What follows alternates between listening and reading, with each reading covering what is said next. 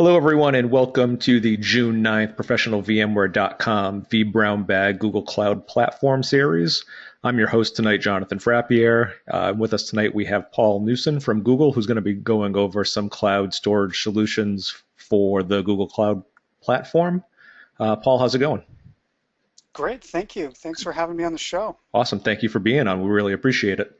A few show notes before we get started. As always, if you got questions, you can pop them in the GoToMeeting window or drop the vBrownBag hashtag on Twitter, and I'll keep an eye on both. If I can answer them, cool. If not, I will get them into Paul. We've got a few series going on right now. We've got this one on Tuesday nights for the next few weeks through early July, talking all things Google Cloud.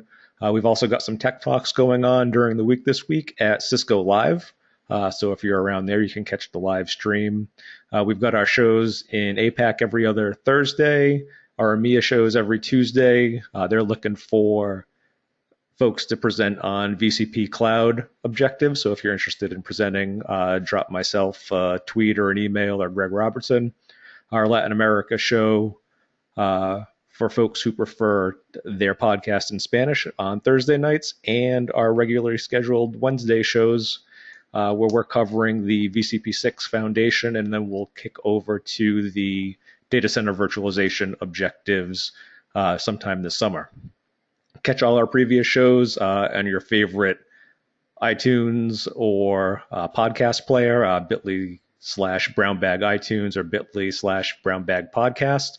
And you can follow along with Paul on Twitter as well at Newson's Nibbles, or you can grab me at J Frappier. And with that, Paul, I'm going to turn it over to you.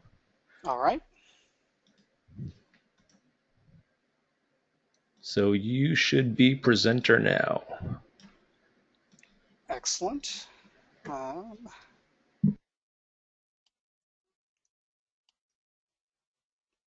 Does the presentation look good? Looks great. Awesome. Then I guess we're good to go. So thanks a lot, Jonathan. And I'm really excited to be here on the show and to be able to talk to you about Google Cloud. I think it's great that this community is showing an interest in what Google has to offer in this space, and hopefully there's some information that I can give you today which will make you excited to come and give our stuff a try. I'm Paul Newson. I'm a developer advocate at Google. That's one of the titles that we give to software engineers who work in our developer relations group. So this is basically what I do for a living. I like to come and talk to other software engineers and IT professionals about the great stuff we're doing at Google, and hopefully get you interested in trying it and helping you get it working. This is a fairly new gig for me. I've only been doing this for about a year. Before that, I was a software engineer on the cloud storage team. So that's why I'm particularly excited to be talking to you about cloud storage today and all things storage, because it is a subject very near and dear to my heart. If you find my presentation interesting and you'd like to hear more things that I have to say, Newson's Nibbles is my Twitter handle, and you can also follow me on Google Plus at +PaulNewson. So we've built a lot of great stuff at Google, and of course I'm sure everyone watching knows all of these logos by heart, but just in case that's not true, I decided to add some words to the slide as well. So starting from the left, we can see we have Cloud Storage, followed by Cloud SQL, Cloud Datastore, Cloud Bigtable, BigQuery, and Cloud Dataflow. So together, these make up sort of the toolkit for storing and analyzing big data sets in the Google Cloud. The 5 products on the left here all are either exclusively about storage or have a storage component to it. And the 2 on the right are about processing and analysis. And you'll note that BigQuery is actually in both of these categories. It is both a storage product and an analysis product. So delving a little deeper into just the storage side of the equation, the storage products will basically break into unstructured and structured categories. So by unstructured, we pretty much mean it's kind of sort of like a file system. It's storing big bags of unstructured bytes and doesn't really understand any substructure within those objects. Structured is basically, there is kind of some row column structure to what's going on.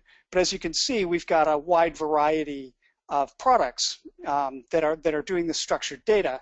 So it can be confusing sometimes to figure out, well, which of these 4 things, I have some structured data, it has rows and columns, where do I put it? So hopefully I can shed some light on that for you today.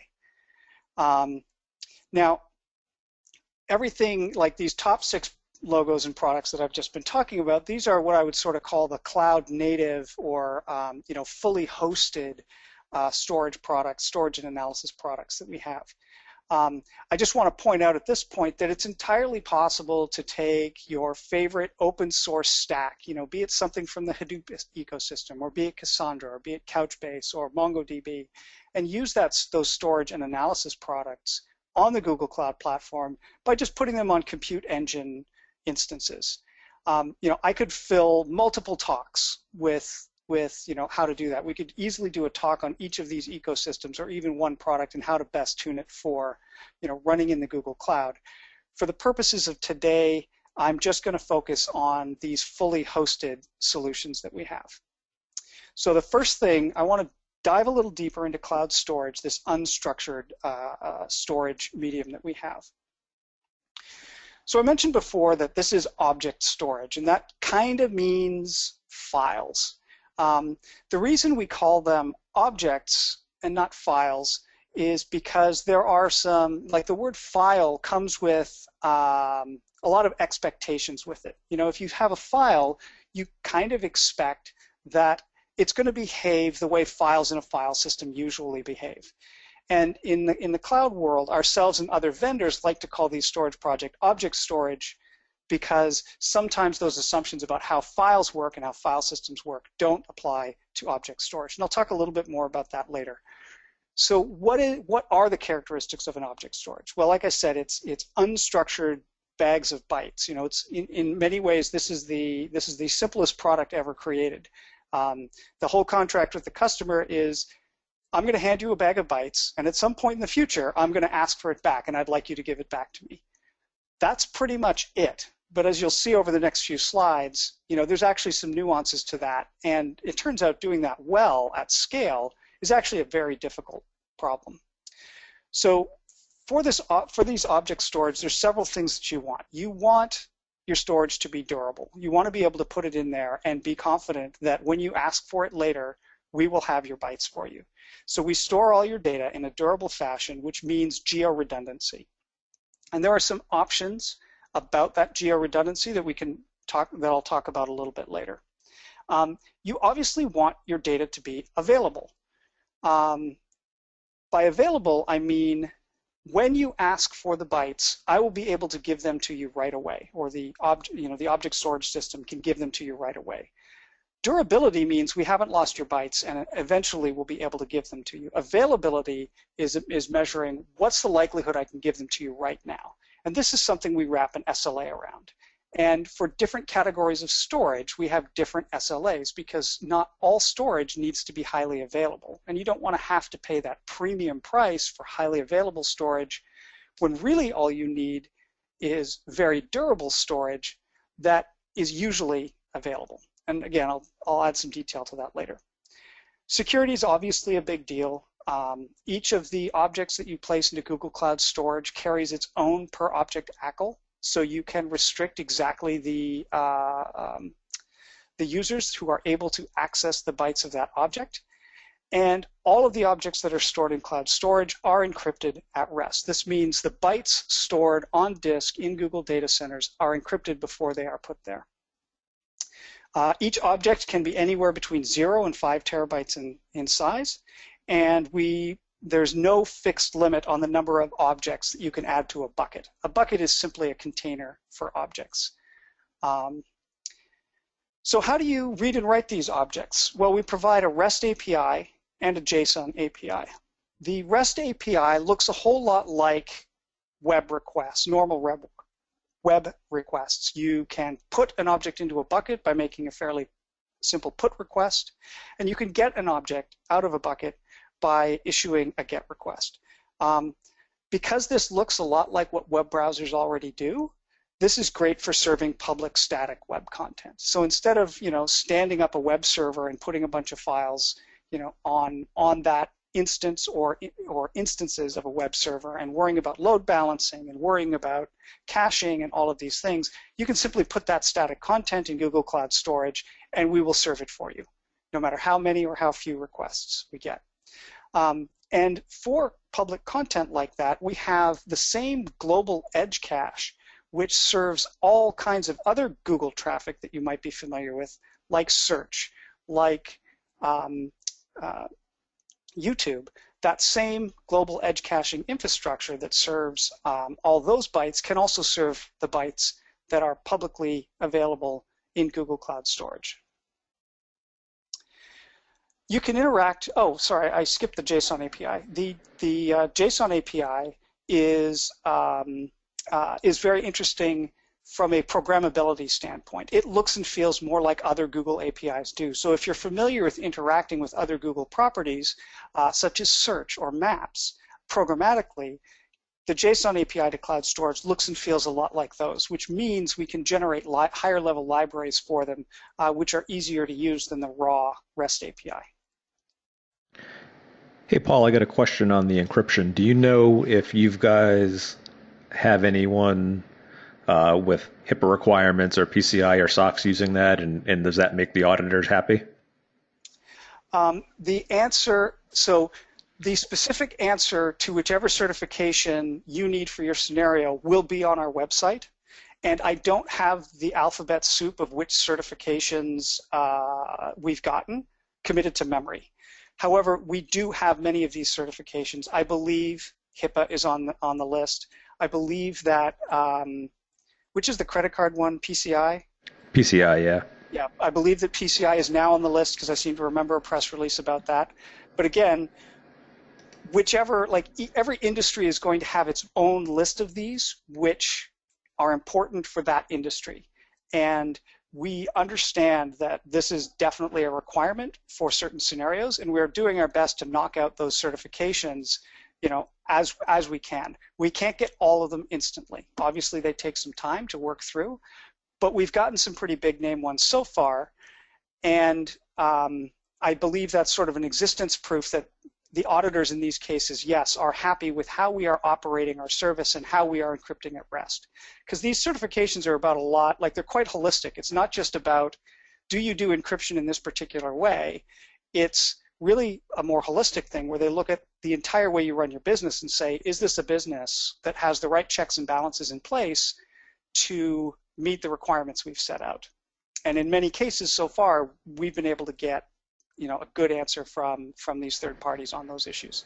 Yeah, it looks like so far SSA 16, I just found the page, PCI version 3 and HIPAA, looks like folks just need to get into a business associate agreement with y'all to make that happen. So yeah, that's a pretty good start, I would say, if you're still working on it. So, and then the other thing is there's not every product in our cloud service in our cloud platform is going to be part of every certification. But cloud storage is one of these bedrock products. And so cloud storage, I believe, is the superset of all of these certifications. But maybe some of the, like there are some other products which have difficulties for particular certifications which are not included. So you'd want to look at the details of the certifications that, are important in your industry, and see which of the cloud platform portfolio is covered by those certifications. But I'm pretty confident Google Cloud Storage is going to be the superset because it is a very bedrock piece of the platform. So we talked about the two programmability APIs, the REST API and the JSON API. Now I'm going to talk sort of about higher level ways to interact with cloud storage service. We have a command line tool called gsutil, short for Google Storage Utility. And this provides you with the sort of functionality you would expect. It has a CP command to copy files. It has a stat command to get the metadata. It looks and feels a lot like you would expect any other Unix utility to look and feel. Interestingly, it also has the ability to interact with files on your local file system, as well as objects in our cloud and objects in Amazon S3. So interestingly, you can use it sort of as a one-stop shop to interact with objects in all of these places, including copying between these locations. We have a storage browser in the Cloud Console. For those who may not have seen it or had a chance to kick the tires yet, we have this, this web user interface which exposes the functionality of all of the Google Cloud Platform products. The storage browser is the piece of that that lets you look at the objects that you've stored in Google Cloud Storage. Any graphical UI is going to have trouble displaying millions and millions and millions of objects, so this is not going to be the right choice if you have put millions of objects into a bucket. But if what you're trying to do is just play around a little bit, or you have a limited number of objects in a particular bucket, this is a very quick and easy way to get access to your content, upload new content, and so on. Going a little deeper, we have an online cloud import service. This is currently in beta. You can, if it's interesting to you, there's a form you can fill out to get access to it. And what this is a service which can read large quantities of data from Amazon S3 and copy them into Google Cloud Storage. This is obviously very useful for someone who already has a large footprint in Amazon's cloud and is interested in migrating to the Google Cloud platform. Similarly, we have an offline cloud import service. If you are dealing with large quantities of data, but you do not have the internet connectivity to upload that directly to cloud storage, or that data is not in Amazon's S3, then you can copy that data to hard drives and ship them to a facility where they will be copied into Google Cloud Storage.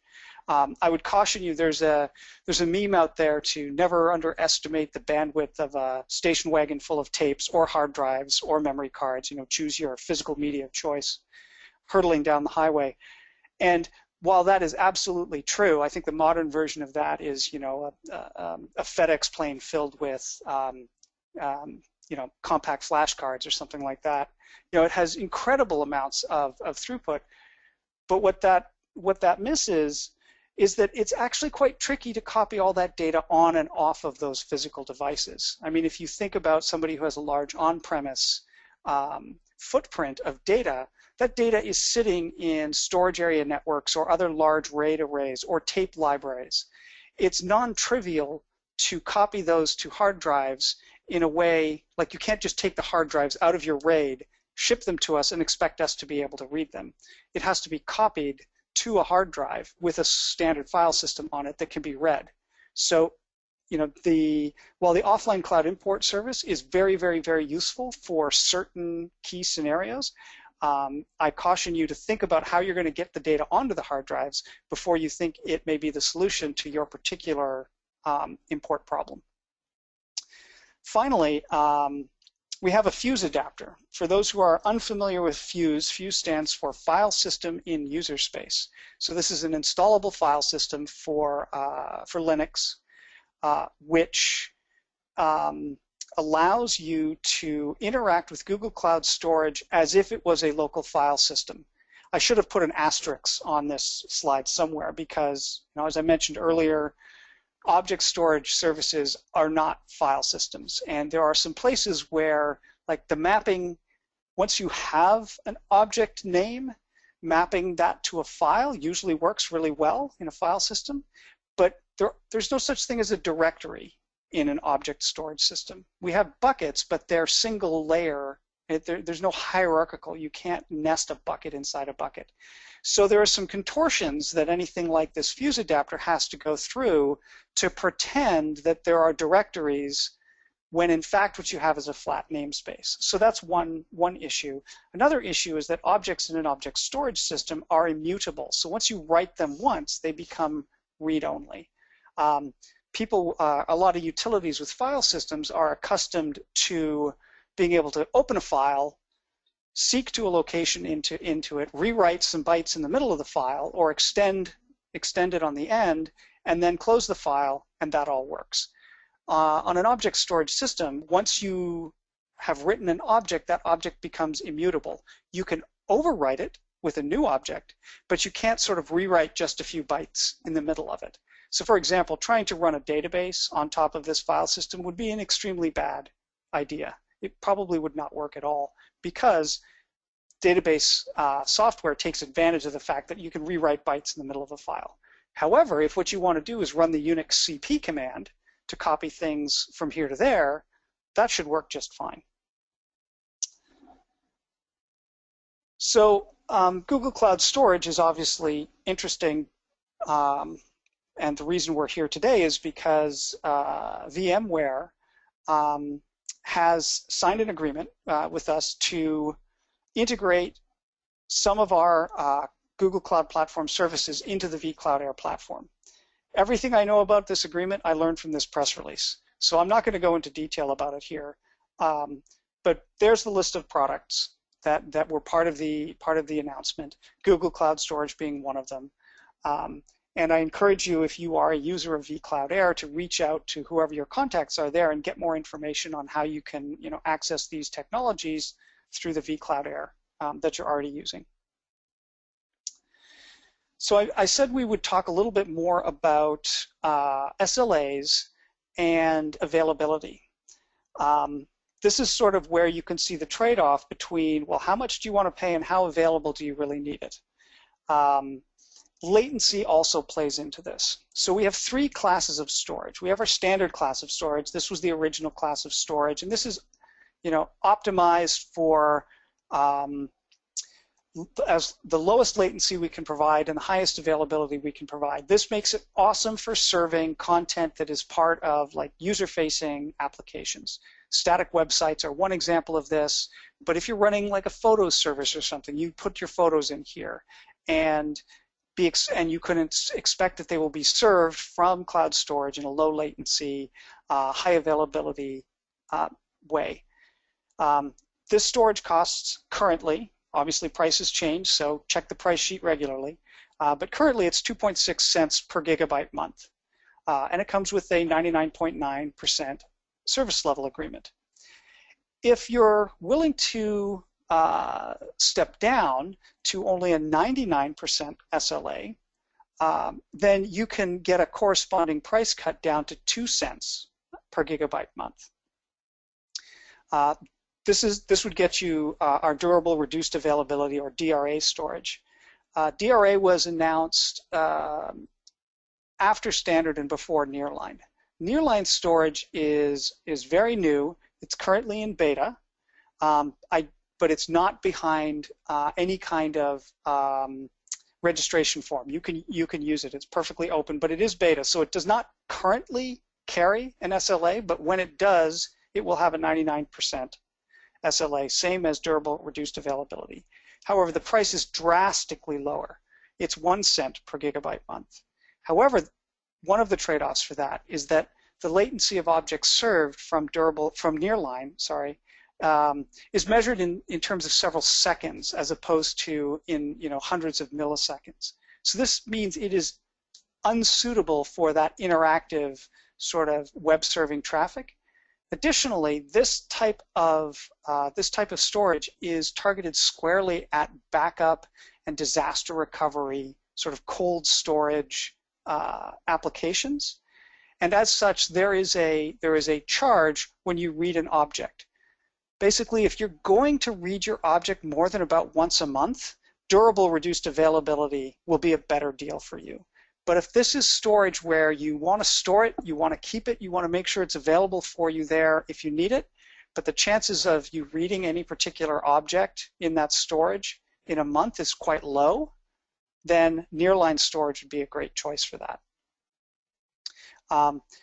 Very significantly, all three classes of service, all three classes of storage use exactly the same APIs. So all the same tools will work with them. GSUtil works unchanged with all of these. You can see them all in your storage browser. Basically, all it is when you create the bucket, you choose a class of storage for that bucket. This bucket has standard storage, that bucket has nearline storage. That's the only difference you have to make. Everything after that is completely the same APIs and completely the same tools. This stands in stark contrast to some other cold storage solutions out there, some other cloud cold storage solutions, or even on-premise ones, where the way you access your cold storage is drastically different because latency is measured in terms of minutes or hours. So they tend to have different APIs and completely different tool chains for interacting with them. In this case, you get a price which is attractive for cold storage, but you don't have to change your entire tool set to do it. Additionally, when you do decide you need your object, it's available to you right away. You're not waiting minutes or hours for access to that data. In addition to these multiple classes of storage, we also provide multiple locations in which you can store your data.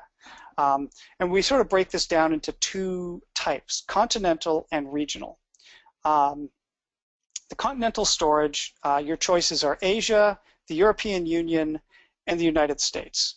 And yes, I understand that two of these three things are not actually continents, but all the other words we came up with were no better and no worse than continental, so that's what we're going with.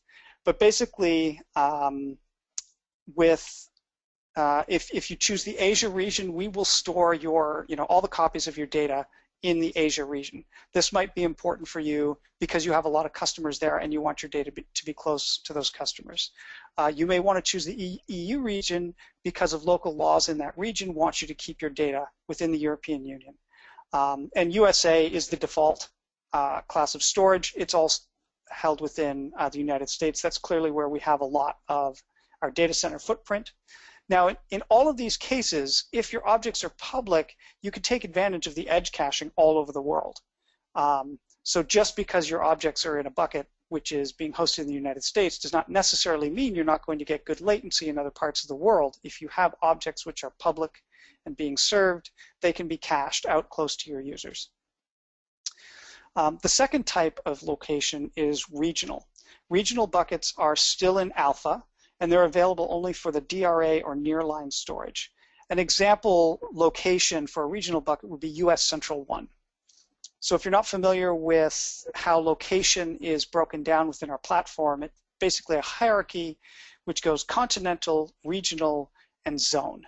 A zone being the smallest, most granular size of location, and regional being sort of that middle tier. So with a region, you're talking about, it's all kind of in one state, but it's not necessarily in the same cluster. So regional buckets are very useful if you need to, in particular, they're useful if you also have compute engine resources which are tied to a particular region, and you want to make sure the data that they are accessing in cloud storage is in that same region as those compute engine instances. If the access to your cloud storage is happening outside of Google's cloud, then a continental region is probably a better bet for you, because then we just get to cache it wherever it needs to be. So I'm going to pause there for a moment, if I may, and see if there's any questions on Google Cloud Storage before I move on to the structured. No, not right now. Okay, then I'll dive right in. So here we have 4 different products that are ready, willing, and able to store your structured data: Cloud SQL, Cloud Datastore, Cloud Bigtable, and BigQuery.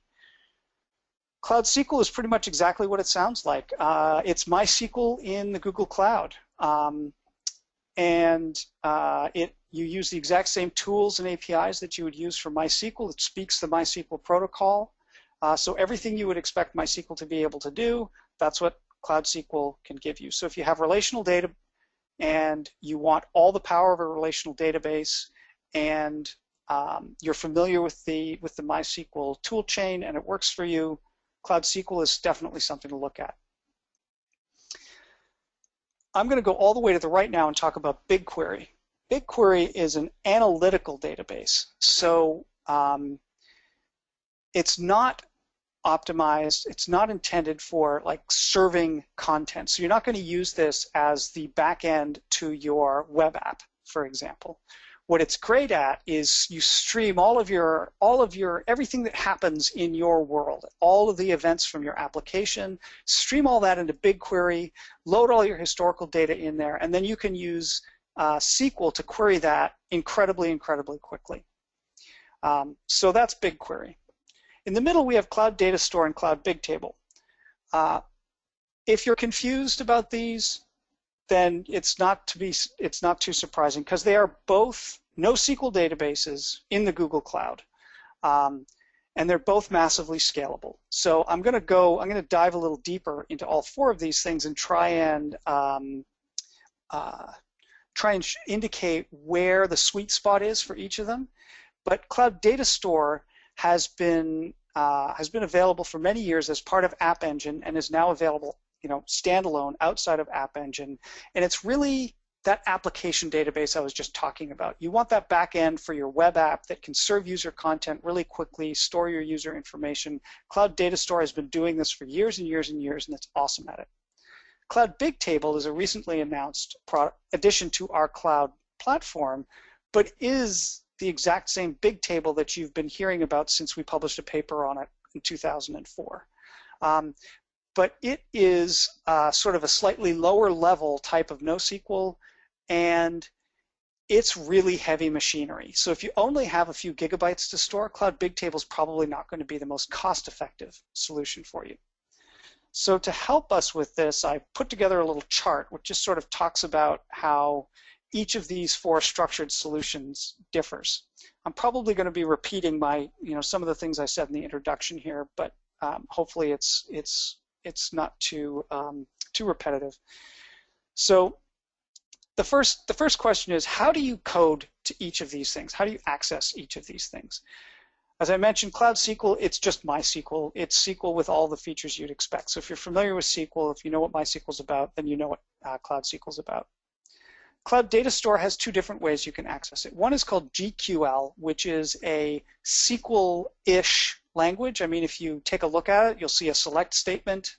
You'll see a where clause. It looks a lot like SQL, but it's really kind of just a thin layer over index scans. So you can't do joins, for example. There's a lot of things that a full relational implementation of SQL would have that this doesn't. However, if you're a programming shop that knows how to write a SQL query, this can be a very convenient way to program Datastore. And the other option are object-oriented libraries. For example, the object-oriented library for Python is called NDB, and it is very much the way you would expect most object-oriented languages to work. You create an object and you say, please store this for me, and it stores it for you. And then you can create an object and say, please load this for me, and it loads it for you. So two different ways to access Cloud Datastore. The object-oriented libraries, there's multiple ones for different languages. I've used the one for Java and Python personally. There are different ones for other languages as well. Cloud Bigtable is a very interesting case because it is accessed through the HBase API. HBase is essentially one of the several open source implementations of Bigtable. It's part of it. H stands for Hadoop in this case. It's the Hadoop database. So if you are a shop which has already been investing in the Hadoop ecosystem and you have a Hadoop cluster that's using HBase for storage, you can pretty much swap Cloud Bigtable in there and all your code should work pretty much unchanged as long as it's working with the HBase version 1 API. There's a couple of asterisks in there about things that are different with Cloud Bigtable, but essentially you're just using HBase. If you're familiar with the HBase API, you'll know that it's a fairly low-level interface. It's not SQL. It does point lookups and index scans, and that's pretty much it. So you can do like gets, puts, deletes of individual, things, and scans of key ranges within a primary key. And finally, BigQuery uses a special brand of SQL that's optimized for analytics. Well, what does that mean? You can't delete rows. You can't update rows. It's sort of a read-only medium. There are a couple of smaller changes where you might want to give the BigQuery runtime a hint or two, so that adds a couple of new keywords to the language. But pretty much if you know how to write a SQL select statement, including all the joins, you can write that in BigQuery and it will run, and it will run quickly. So another thing that often comes up when we're talking about structured data storage is, what is the consistency model? This is, for those who are familiar with SQL, this is what is generally referred to as ACID transactions. Atomicity, consistency, independence, and durability. So when you have a full ACID transaction, you can basically be running two mutations in parallel, and each of them will see a consistent view of the world. Anyone querying the database is going to see a consistent view of the world. And this happens across the entire database. So that's the strongest possible form of consistency, and you get that from Cloud SQL like you would with any full-fledged relational database. Cloud Datastore offers strong consistency with transactions, with cross-row transactions, but only within a portion of the database. It adds this concept of an entity group to the database, where a subset of the rows are all part of the same entity group, and any operations within those can be wrapped in a transaction. So this is, again, coming back to that notion of an application database. Imagine you were building, for example, Gmail. You would want each user's view of the world to be consistent, so you don't get strange eventual consistency behavior visible to the user. So you might make everything that pertains to a particular user part of the same entity group, and Datastore allows you to do that. Now, across users, a little bit of eventual consistency is fine. The fact that I may press send on an email and it doesn't instantly appear in the receiver's inbox is okay. Cloud Bigtable also offers strong consistency, but only within a single row. Now, it may sound strange to somebody who's only worked with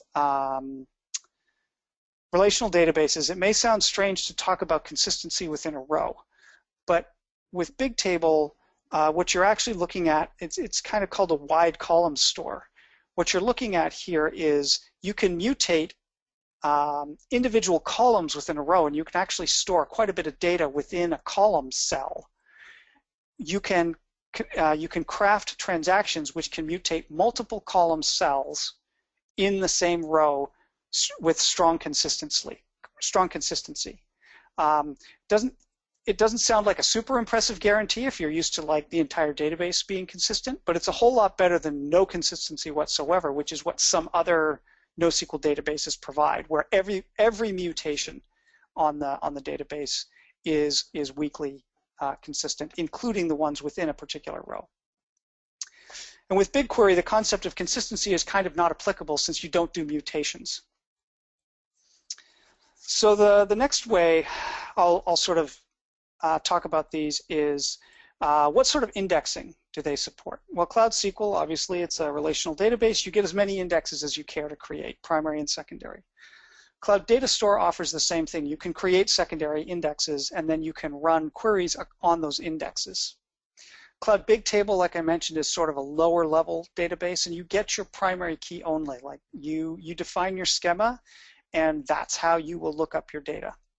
And BigQuery is a very interesting special case. I know there's a whole presentation scheduled for later in this series on BigQuery, so I'm not going to delve too deeply into this. But because BigQuery stores its data in a particular way called a column store, and because it executes its queries in a massively parallel way across this multi-level serving tree, it essentially looks at all the data all the time for every query. And when you do that, you don't need to index anything whatsoever, which also means you don't need to figure out in advance which columns are going to be the important ones. You can do all of this interactively during your analytics session, which is super powerful. I don't want to talk too much about pricing. That's easy enough for you to go look up. What I will call out is that there's basically two categories of this.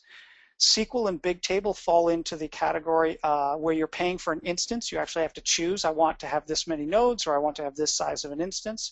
and then they layer on storage and other costs on top of that. And Datastore and BigQuery, it's strictly pay for what you use, right? If you use nothing, your bill is zero. There's no sort of fixed cost to a certain number of nodes or a certain size of instance. Scale is always an interesting conversation. There's obviously lots of dimensions to scale. Here I'm just talking about how much data do you think you're going to have. Cloud SQL scales from 0 to 500 gigabytes. That's currently the limit of what a single Cloud SQL instance can store. That 500 gigabytes, that's a half terabyte. That turns out to cover a quite a great number of real-world scenarios for a lot of people. But of course, we're talking about analyzing huge data sets. So Datastore is sort of the next one in the list here. There's actually no upper limit, no fixed upper limit to what you can store in Datastore, but round about the time you get to the 10 terabyte range, we think you're going to probably want to start looking at Cloud Bigtable as your solution versus Cloud Datastore. It's not a hard and fast line, but it's sort of a good rule of thumb. Cloud Bigtable sort of has a scalability floor here. We say unless you have about a terabyte of data that you intend to be dealing with, Bigtable's probably not the most cost-effective solution. This is heavy machinery for big data. And then I have this sort of unspecified hundreds of petabytes as the upper limit. There actually is no fixed upper limit, but we have Bigtable clusters at Google that are in the hundreds of petabyte ranges, like single cluster, hundreds of petabytes, serving tens of millions of requests per second. So that's sort of the proven upper limit. I have great confidence that we can scale beyond that, but that's just the largest one we've had in the wild. I tried to come up with a similar statement for BigQuery, and I haven't been successful yet, but I have great confidence that until you're talking about multiple petabytes in BigQuery, you're not going to be running into any problems whatsoever. All of these are different flavors of no ops. So, you're not worrying about machines being up. You're not worrying about patching operating systems. You're not worried about how they're networked together. They're all some variant of store your data, run your operations. There are some nuances to each of them where there is still some things you might need to worry about, like with SQL and Datastore, for example. Well, you still need to do the DBA sort of things where you're choosing your indexes wisely. I'd say BigQuery is the most no-ops of all of these because it literally is, give me your data, ask me your questions, done. You'll never be asked, what should your indexes be? How many machines do you want to use? How many resources do you want? Nothing. It's just give me your data, ask your questions. So all of them are fully hosted, all of them are fully managed, but with each of them there might be some knobs and things that you would need to tune. All of these products have an SLA except for Cloud Bigtable, which is still in beta, so there's no official SLA. They're all in the 99.9 plus range, as you can see. And finally, the last thing I'll talk about here is latency, and I'm going to batch these two columns together. Both Cloud SQL and Datastore reads and writes are in the tens of milliseconds range. Cloud Bigtable is really quite amazing on this front. If you're accessing Cloud Bigtable from within the Google Cloud, you can get single millisecond read and write latency out to the 99th percentile on some standard benchmarks like the Yahoo Cloud Serving benchmark.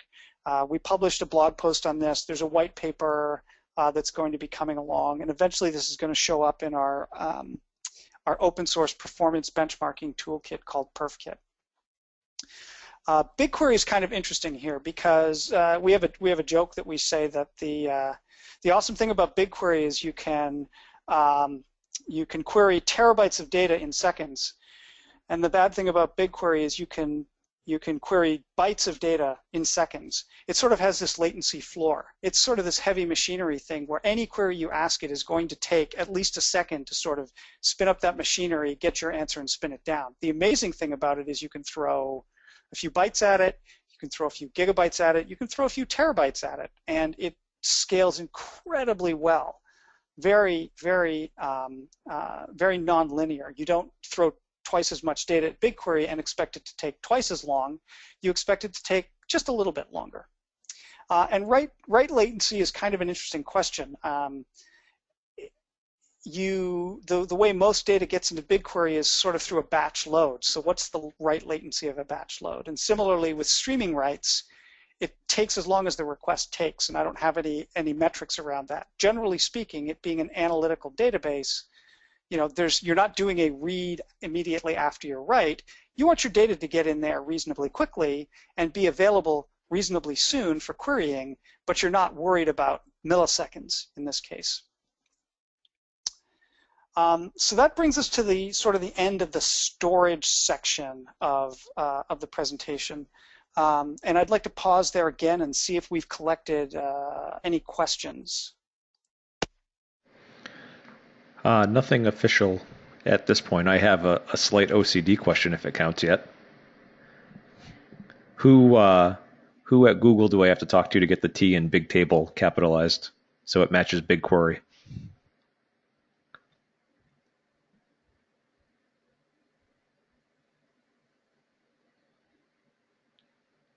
Of course, that was a joke.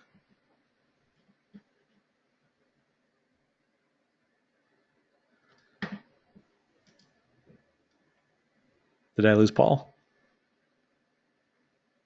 Hello? Sorry, I thought I lost you there for a second. No, I was. Right as I made a horrible joke, you went silent on me, and I felt. Yeah, it's like I was so offended I disconnected. Yep. Yeah. So hopefully, whoops, did I just lose you? Nope, I'm still here. I have a 4-year-old screaming in the background, so I hit mute. Oh yeah, no problem. Yeah, I've got a headset which is just a little bit touchy, and I was worried it had cut out. So, no, I'd like to think I was incredibly witty and gave a fantastic answer to your joke. But if it didn't make the recording, then I guess we'll never know. So I'm going to touch on the processing and analysis here. I think we've been going for a pretty good long while, so I'm just going to gloss over this. I had queued up a BigQuery demo as my next slide. Yeah, demo time, yay! I'd queued up a BigQuery demo, but I noticed that I think Terry already gave a BigQuery demo a couple weeks back on this program, and there's a whole BigQuery section coming in a few weeks. So I think I'm just going to leave the demo. The great thing about BigQuery is it's just so easy to play with, right? You load your data and you write SQL and you get answers. And if you go to bigquery.cloud.google.com, bam, you've got a UI where you can do this. So anyone who saw Terry, if you want to see that in action, go back and view the podcast that Terry did a couple weeks back, and I think there's a demo in there. And we have these public data sets out there. The demo I was going to show was, me running some queries against this Wikipedia data set we have. So you don't even need to load your own data. We just happen to have terabytes of data there waiting for you to play with and convince yourself that BigQuery is great. So I highly, highly, highly encourage you to go kick the tires on BigQuery. You'll thank me. Coming back to processing and analysis here, my general advice, we have these two major hosted things, BigQuery and Cloud Dataflow, both of which can do large-scale processing and analysis. My general advice to people is, if you can do it in SQL, do it in BigQuery. It's this fully hosted, fully managed service, which is awesome. If you can do it with SQL, do it in BigQuery. You won't be disappointed. But there are things that you want to do that don't fit into that model, that are just really difficult to express in SQL. And that's where Cloud Dataflow really starts to shine. So Cloud Dataflow is strictly a processing service. You submit your Dataflow program to it, and it spins up machines to run that data flow. It can read and write from Cloud Storage, Cloud Bigtable, BigQuery, Cloud PubSub. I should note that Cloud Bigtable is not publicly available yet to read and write from Cloud Dataflow, but the spirit of the slide is correct. At some point in the future, if you're watching this as a rebroadcast, then you should go check on the status of Bigtable. It might be there. But basically, you can read and write from all of these different mediums on the. You can read from all the mediums on the left. You can write to the same things on the right. However, Cloud Dataflow has this very interesting thing where you can take the same program with very, very few modifications and run it in a batch mode where you essentially have big chunks of pre-existing data sitting in BigQuery or cloud storage, and you churn through it with this data flow and produce answers in a batch fashion. This is kind of, this is very much the MapReduce model of how to do things. And then you get your answers in cloud storage or BigQuery or wherever you choose to put them. But that same cloud data flow program that's expressing transformations can be run in a streaming mode with very few modifications. So with the batch mode, you can read from cloud storage, Bigtable, or BigQuery, and write to cloud storage, Bigtable, or BigQuery. For streaming mode, your input option is Cloud PubSub, which is sort of a publisher-subscriber message passing infrastructure that we have in the cloud platform. So this is really, really, really great for, if you're playing buzzword bingo out there, I'm about to give you another one, for this whole Internet of Things scenario. You know, we used to just call this clients publishing events or, you know, apps doing things, but now it's Internet of Things because there's more than two things out there doing it, I guess. But basically what you have is stuff happening out there in the real world, and you want to capture this stuff happening out in the real world and do something useful with it. And this is where, you know, the streaming mode of Cloud Data Flow really shines, because what you can do is stream all of these events happening on all these different devices and in all these different places into Cloud PubSub, and then you can consume those in real time in Cloud Data Flow and write the results out to BigQuery or back into PubSub to then be consumed by other pieces of your architecture or eventually into Cloud Bigtable. So I keep talking about these data flow programs, and so I feel like I need to show you what one of these looks like, because like I said, it's not SQL. So we have an SDK for Java, and this is Java code you're looking at here. We also have a similar SDK for Python, if that is your tool of choice. But basically what you do with the data flow is you generate a pipeline, which is a series of massively parallel collections called P collections, which you then apply transformations to. So in this case, we see a pipeline being created, and in this case, it's reading from PubSub, like I showed you. This is a program which does which reads PubSub data from traffic sensors. These traffic sensors are publishing this data into PubSub, which is then consumed by this data flow. I haven't looked at this carefully enough to tell you the exactly what's going on here, but what I'd like to point out is the structure of the program. What you get is a P collection called traffic collection by applying this transform called PubSub.io, which reads from a PubSub topic. You can then take that and generate a new P collection called traffic info, which you do by applying a parallel do function called extract station info across this parallel collection. So this is not unlike just having a Java collection and then running a function on each element of that collection. In fact, it's pretty much exactly like that. The difference is because it's a P collection and because it's a parallel do, this in fact happens across a large number of machines, running in the Google Data Center, instead of being limited to what one, can fit in one thread on one machine, like a normal Java program. But it uses, it allows you to express this program in a way that would be very familiar to a Java programmer. Now, what's interesting here is we have this extract station info function. Well, what is that? Well, in fact, that's a function that you can write. In this case, it builds on lower level things called process elements, which then can do interesting stuff. So as you can see, this is far more expressive than, or at least it's very expressive in a different way than SQL would be. And you can construct these long pipelines of transformation after transformation after transformation, and this is basically what you're looking at on the left here.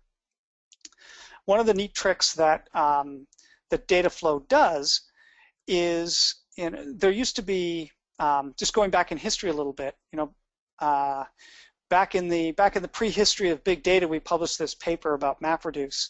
And MapReduce is great, and it's super powerful. But to do anything practical, you usually ended up writing a series of MapReduce programs, each of which consumed the output of one or more previous MapReduces. And so that's how you would produce a pipeline of MapReduces. Well, turns out these things are really difficult to maintain. And they're not particularly efficient because you're completely materializing all of the intermediate data in between each MapReduce. So then we came up with something at Google called FlumeJava, which we also published a paper on several years later. And its job, it was this layer on top of MapReduce, which allowed you to express your program in a language that, not coincidentally, looks a lot like what's on the screen right now. And so you were able to express the transformations you wanted to apply. And then, just like an optimizing compiler takes your high-level code and generates optimized machine code out of it, FlumeJava would take this easy to maintain, easy to understand, easy to comprehend, easy to express representation of the pipeline you wanted to build and transform it into an optimized series of MapReduces by fusing things that could be fused together and doing multiple things in one MapReduce. This is what people had been doing by hand before, which led to incredibly difficult to understand and maintain code. So FlumeJava allowed us to have understandable and maintainable code that was still efficient, and that is what Dataflow is also about. So you can assemble this easy to understand, easy to reason about pipeline like you see graphically represented on the left side of your screen right now. And yet, under the covers, it's probably fusing a lot of these things together and performing them in a very efficient way. Now, FlumeJava and MapReduce were both batch languages. We also published a paper about a technology called Millwheel, which was a stream processing service. And of course, Dataflow is the spiritual descendant of both FlumeJava and Millwheel, and that's why you have this combined streaming and batch mode that you can express the same program and use it in both of these modes. So that is the end of my material. I hope this was enlightening for everyone. I would love to take any questions that are out there. This is a great show, Paul. There was a lot of great information on it. No questions from the audience, but I think we, in typical fashion, will get a lot of follow-up through the iTunes and YouTube channels. Fantastic. I would love to, see your questions there, and I'll be happy to answer them, whenever you may be watching this. So don't be afraid to reach out to me. Sounds great, and we'll make sure to we'll tag you on Twitter with any questions that might pop up. Fantastic. I look forward to it. Thanks a lot for this opportunity. Thank you very much, Paul, and thanks everyone for watching. That concludes our show for the night.